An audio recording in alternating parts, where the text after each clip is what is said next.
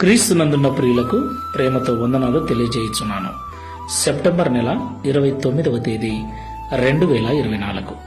ఈరోజు దేవుడు మనకు చేస్తున్న వాగ్దానం ఏమిటనగా సామెతల గ్రంథము 28వ అధ్యాయము 20వ వచనం.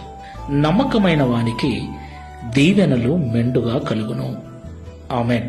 నా ప్రియమైన సహోదరి సహోదరులారా, దేవుని యొక్క దీవెనలు, దేవుని యొక్క ఆశీర్వాదము మన మీద ఉంటే అది మనకెంతో క్షేమము. ఎందుకంటే ఈ లోకమంతా కూడా పాపముతోనూ చీకటి శక్తుల ప్రభావముతోనూ పలు రకాలైన రోగాలతోనూ తెగుళ్లతోనూ నింపబడి ఉంది.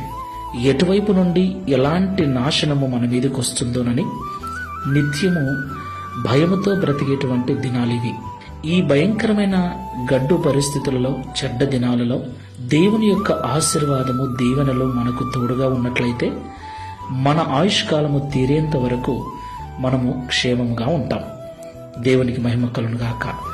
మనల్ని ప్రతికూల పరిస్థితుల్లోనూ క్షేమంగా ఉంచగల దేవుని ఆశీర్వాదములు, దీవెనలు మన మీదికి దేవుడు పంపించాలి అంటే మనము దేవునికి నమ్మకమైన వారుగా ఉండాలి.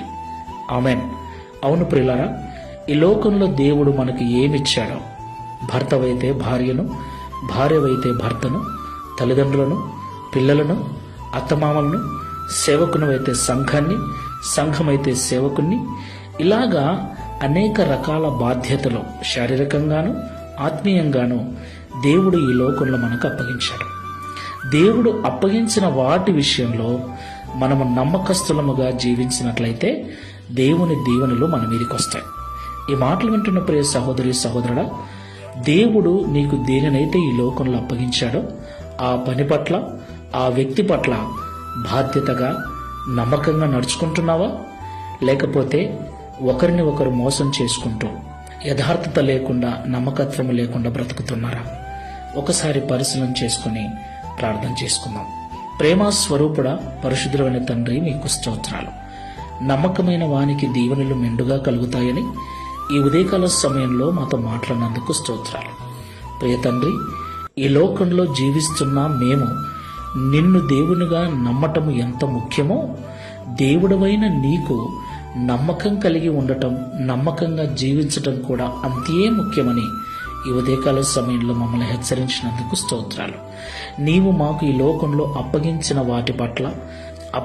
వారి పట్ల సంపూర్ణ నమ్మకస్తులమై జీవించినప్పుడు నీ దీవెనలు, నీ ఆశీర్వాదాలు మా మీదికి వస్తాయని, అప్పుడు ఈ లోకంలో ఎలాంటి కీడు, పాడు, తెగులు, చీకటి సంభవించకుండా సురక్షితంగా మా దినములను సంపూర్తి చేసుకుంటామని మాతో మాట్లాడినందుకు స్తోత్రాలు.